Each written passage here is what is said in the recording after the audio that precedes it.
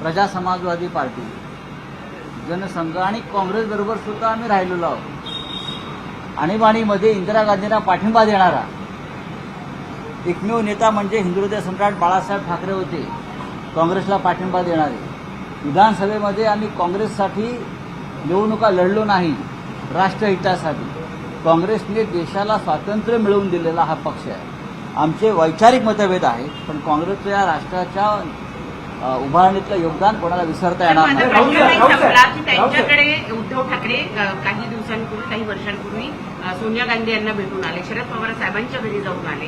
तर मग इकडे समजा राज ठाकरे यांच्याकडे एकनाथ शिंदे जात असतील किंवा देवेंद्र फडणवीस जात असतील, तर त्याला उद्धव ठाकरे मग विरोध का करताय? शपथ घ्या की त्यांना तुम्ही घरात घेणार नाही असं का म्हणतात? कारण ते महाराष्ट्राचे शत्रू आहेत असं मी जेव्हा सांगतो आहे, तर त्यामागची भूमिका समजून घेतली पाहिजे। हे सरळ मार्गाने सत्तेवर आलेले लोक नाही आहेत। दुसरं, यांना मराठी माणसाविषयी कोणती आस्था आणि प्रेम नाही। यांना फक्त महाराष्ट्र लुटायचं आहे।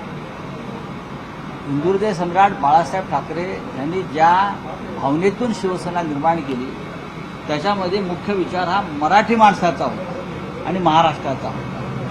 ही शिवसेना अमित शहा यांनी तोडली।